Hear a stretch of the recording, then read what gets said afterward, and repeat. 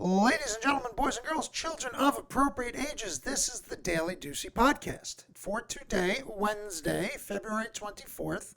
Honestly, a beautiful day out. I think it was in the 50s, possibly. And I cannot wait for the spring to come around. It's starting to be a little bit lighter in the morning, a little bit lighter, staying lighter longer at night. And I cannot wait because we are getting turned up this spring and this summer, whether fucking COVID's here or not. Got a lot of really big things planned, a lot of stuff for the backyard, tons of toys for the boys, tons of toys for the parents. Big things happening this summer. We're going to be turning up in this backyard or not, okay? Somebody who's not going to be turning up very much, very often is wonderful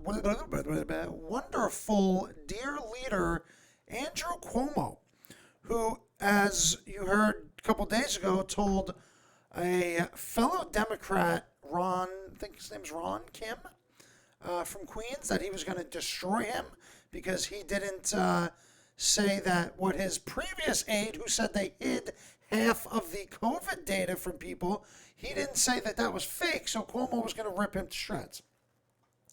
Apparently, Cuomo's having a really bad time of it because from Medium and directly from Lindsey Boylan, ex-aide of Governor Cuomo, my story with Governor Cuomo.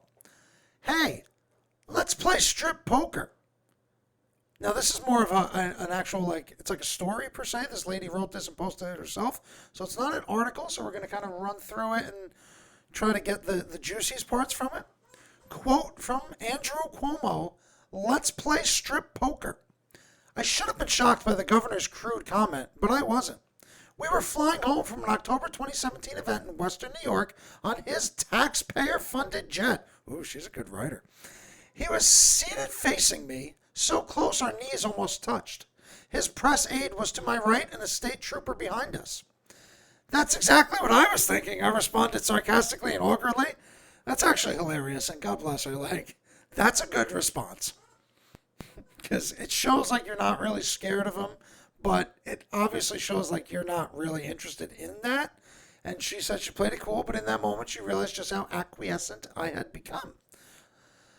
Governor Andrew Cuomo had created a culture within his administration where sexual harassment and bullying is so pervasive that it is not only condoned but expected.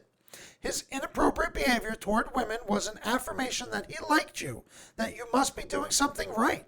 He used intimidation to silence his critics, and if you dared to speak up, you would face consequences.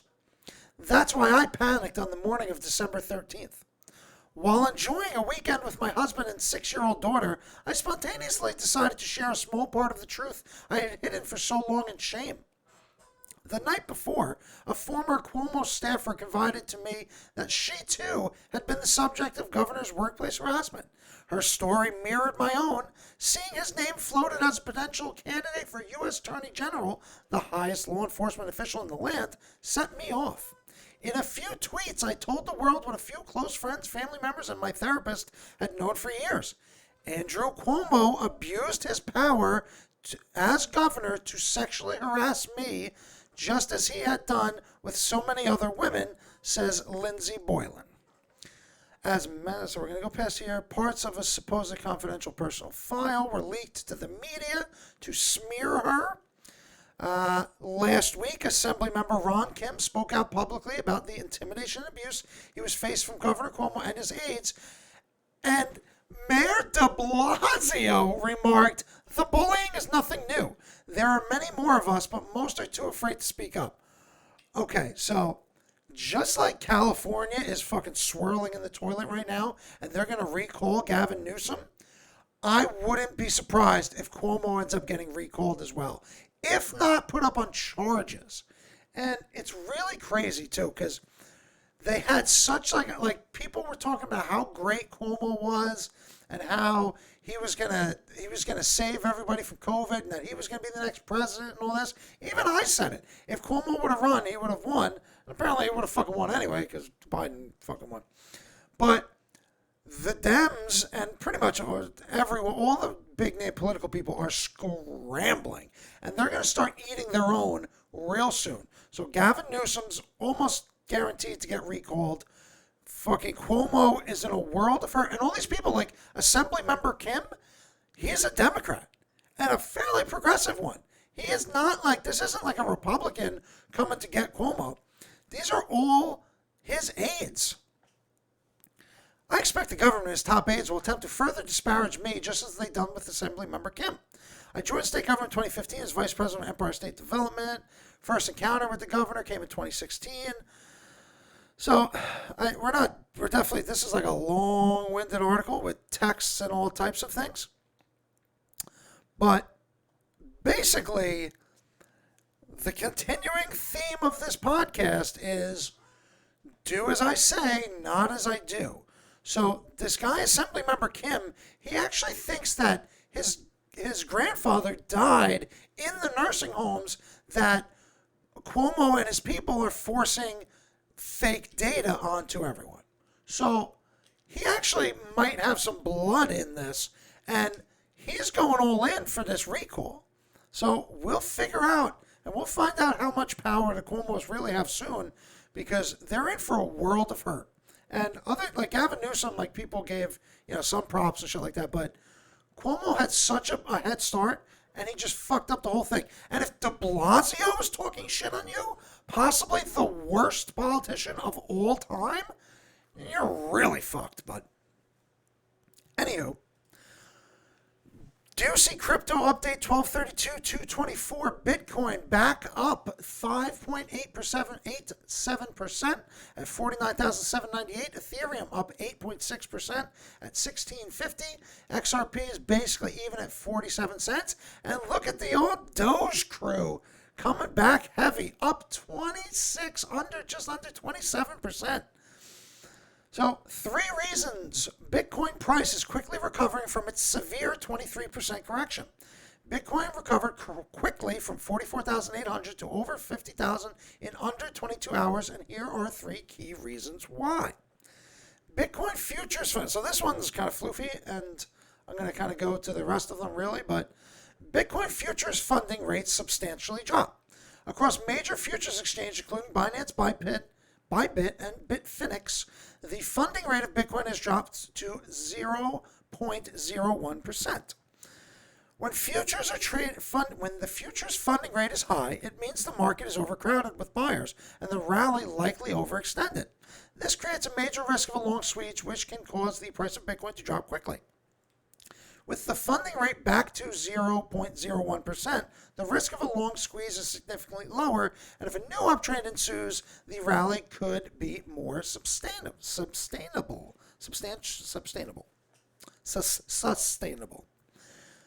Also, number 2, Square buys $170 million worth of Bitcoin. On February 24th, the U.S. payments giant Square bought $170 million worth of Bitcoin. This comes after purchasing $50 million worth of it on October 8th of last year. Their chief financial officer, Amrita Ahuja, we believe that Bitcoin has the potential to be more ubiquitous currency in the future. As it grows in adoption, we intend to learn and participate in a disciplined way. For a company that is building products based on a more inclusive future, this investment is a step on that journey. The additional purchase of Bitcoin by Square carries a significant meaning because it shows that the company is confident in Bitcoin over the long term. Number 3, spot market is stabilizing. When the price of Bitcoin was correcting, the price of Bitcoin on spot exchanges like Coinbase was much lower than futures exchanges. On February 23rd, for instance, Bitcoin was trading $600 lower on Coinbase at one point when the price was over 44,800. When the price of Bitcoin initially recovered, there were signs of a bearish retest. We were expecting it, but I didn't think it would come this soon or fast, said John Cho, the director of global expansion at GroundX. A solid bounce from here would be ideal, but some potential retracement support regions I'm watching. My bias is toward the 40-41K region as it would fill a 30% correction from all-time high. So let's hope not. In the near term, if Bitcoin continues to remain above 50,600, the probability of a rally toward the next resistance level at 56,000 rises. So we're always going to take some bounces. I wish they didn't come so heavy, but we also don't cry when we have 10% increases every day for like 5 days. So, I mean, if you really kind of look at where we were then and where we are now, we're still heavily in the green. So we're good on that. Now, to our local story, which is a third time we're touching on this. Montclair parents sue Board of Ed in federal court to force immediate return to in-person learning. A group of parents has filed a class action lawsuit against the Board of Education in federal court, asking the judge to force the schools to immediately reopen for full-time in-person instruction 5 days a week. The plaintiff's attorney is Carrie Evellini, a parent in the South Orange Maplewood School District, who recently filed a similar federal case against the district. This is the second suit in Montclair over the district's ongoing closure to in-person instruction. As we had reported previously, the school districts went to open up the schools, and on the morning school was supposed to start at 6 a.m., they sent an email saying that they weren't coming in. That's cool, right? On February 10th, a Superior Court judge in Essex County ruled in favor of the union, saying that the district had failed to show it has complied with state health and safety standards. Now, it doesn't actually kind of go into details on that, but, like, where's the health department in all this? Don't they have kind of to check on these schools? Is there not, like, health inspections in the schools? The plaintiffs in the case in the class action lawsuit filed on February 18th, representing the overwhelming majority of families in the Montclair district, over 75%, who are in favor of the safe, successful, and immediate return of in-person learning at our schools. At the beginning of this pandemic, virtual learning was an understandable situation and temporary exercise. At this point, a year later, it is abundantly clear that there is a collective and ongoing failure by those entrusted to protect the welfare of the children in our community, said Steve Buffico, an investment manager and parent of 2 young children in the system. He added this debacle further jeopardizing our young students, and I agree with him 100%. So the school didn't respond. Buffico said more than 80% of the public schools in New Jersey have gone back to class. School and union officials have been locked in. Yeah, so we've gone over almost all this. But I don't you have the kids and the parents and the school wanting to go back. But the teachers are refusing to go to work. I bet they're still getting paid, right? Maybe, if the teachers didn't get paid, maybe they would want to go back to work. Or only pay them half if they're doing just virtual.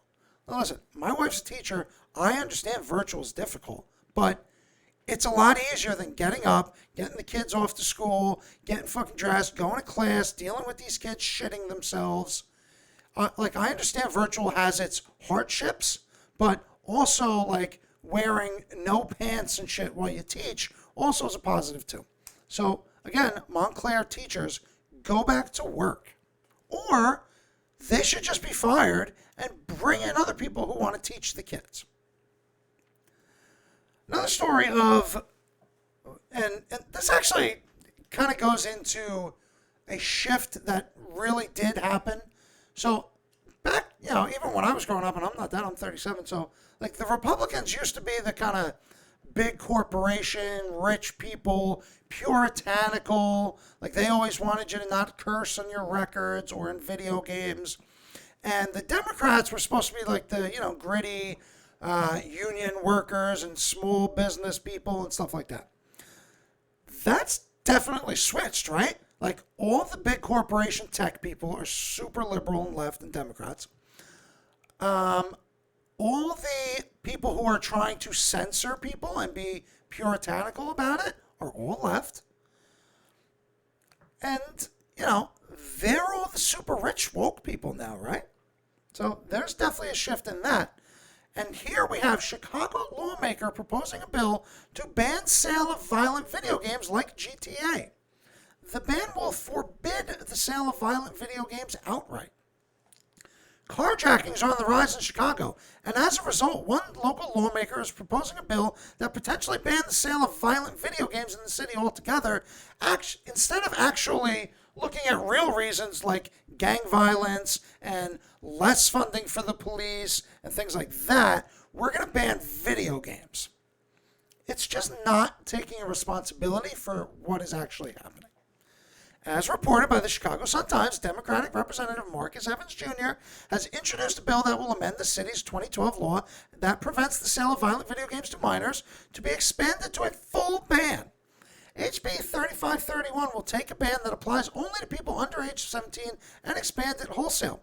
According to the summary, the bill amends the Violent Video Games law in the Criminal Code of 2012, changes the provisions that restrict the sale or rental of violent video games to minors to prohibit the sale of blah, blah, blah, blah. The bill will also modify the current definition of a violent video game to mean a video game that allows a user or player to control a character within the video game that is encouraged to perpetuate human-on-human violence. In a statement to IGN, the Electronic Software Association disagrees with the proposed bill, saying, "While our industry understands and shares the concerns about what is happening in Chicago, there is simply no evidence of a link between interactive entertainment and real-world violence. We believe the solution to this complex problem resides in examining thoroughly the actual factors that drive such behaviors rather than erroneously ascribing blame to video games based solely upon speculation." Holy fucking shit. Fucking boom.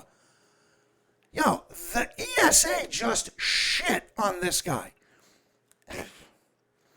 It's really crazy how inept and disconnected from the world most politicians are. And when we end up getting overrun by like a corporate technocracy or whatever the fuck you call it, maybe we should have the businesses run things. Like, the really smart people are running businesses and making money. They're not running for fucking assemblyman in Chicago and trying to ban GTA, when he probably doesn't even realize you can just fucking download games anymore now, and almost nobody actually fucking buys games. So now you're going to force PlayStation and Xbox and Steam and Epic to have they have to check your location before buying a game? What are we talking about? Video games have been a long target of lawmakers for reasons beyond violence. Lawmakers in Hawaii began banning video games with loot boxes. Now, that's a whole nother kind of thing. That's more almost akin to gambling. But the bill has yet to be voted on, but Chicago already imposes a $1,000 fine on retailers who are caught selling video games to anyone under 18. So, again, pretty much what we do in all levels of politics these days is just make up some shit to deviate from what we're actually talking about. It's just a magician's trick. Look over here while I fucking grab you in the boobie over here. It's not good, and these people don't even know what they're talking about. And I'll be fair, I tried to draw some correlation to defunding the police in Chicago, and I could not find anything in regards to that with Representative Marcus Evans Jr. From what I do believe, he actually represented a bill that gave more funding to the cops for a little kind of like woke training and shit like that. But to be fair, if I read the bill correctly, Representative Marcus Evans Jr. did actually offer more funding to the police. So I will be fair on that. We're at 18:38 here. Fuck it. See you mañana.